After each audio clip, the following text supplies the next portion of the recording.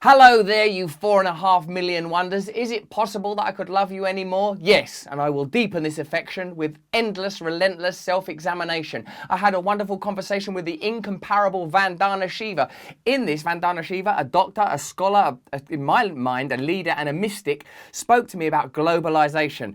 I love Vandana because she ain't afraid to get stuck in there. This woman is powerful. She talks about how the project of globalisation, which essentially is a project of big corporations exploiting government control, means that all of us now are living in a world dominated by the interests of powerful corporations. In this conversation that originally took place in my podcast, Under the Skin, Vandana and I explore this subject in a little more depth. You'll notice when I have conversations with people like Vandana Shiva, which is a great privilege, I shut up because I'm here to learn the same as you. Stay to the end of this. Let me know what else you want to know in the comments and let me know what you think of this conversation. And now enjoy Vandana.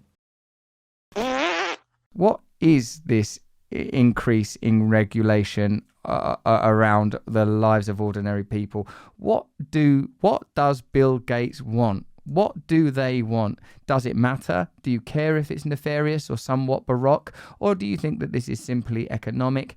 What are these people pursuing? How do you know, like we've talking about confronting them, and it requires solidarity and a cultivation of love and hope. What are they doing? What is this project?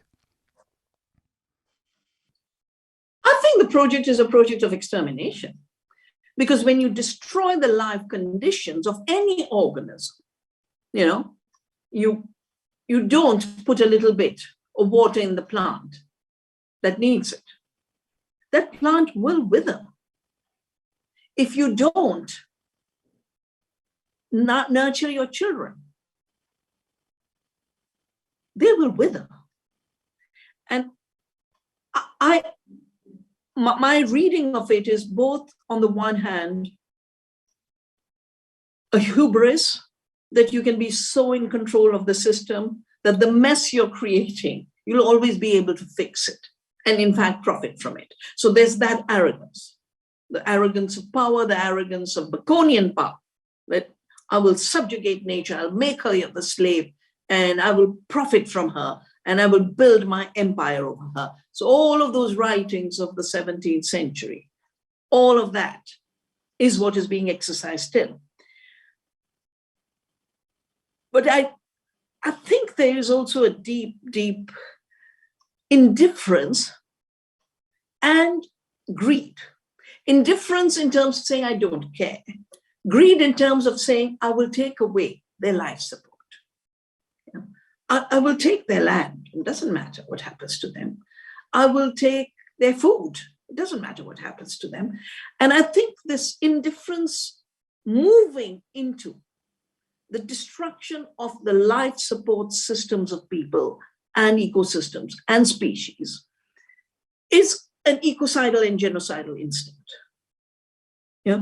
Because those are the consequences. Now, even if they're not thinking it directly in those terms, those are the consequences.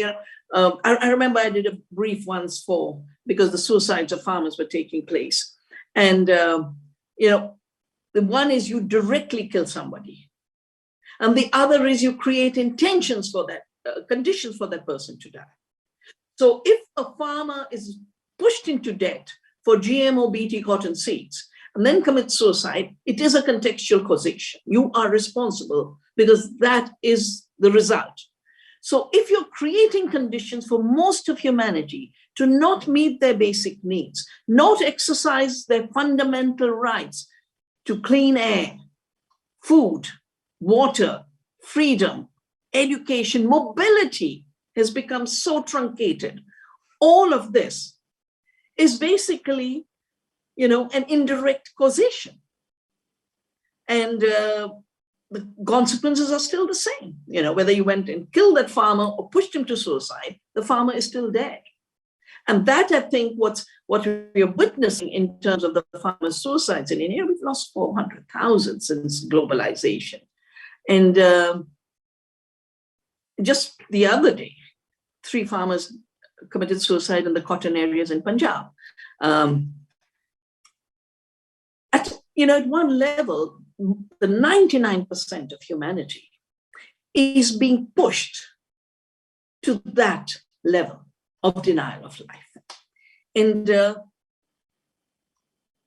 I think there is no, if anyone cared, they'd say, I won't do it. I will not take the actions that create so much harm to extinguish life itself, extinguish the life of biodiversity, extinguish the planet's self-organizational capacity of managing the climate. One of the simple facts we keep ignoring is the fact that this was a hot planet. And Gaia created life. She's the only living planet. She created life. She created plants that had the capacity to do photosynthesis. They could take the sunlight, they could take the carbon dioxide and give oxygen and give us food. And that then started to cool the planet down from 290 degrees to 13 degrees average, 4,000 parts per million of carbon dioxide down to 270 parts per million. And since then, what colonialism did is absolutely trash the biosphere. And what the fossil fuel age has done is the arrogance that we don't even need this life. We don't need the Amazon. We don't need the indigenous people. And this dispensability, the idea of dispensability, is equal to the idea of extermination. That so-and-so is dispensable.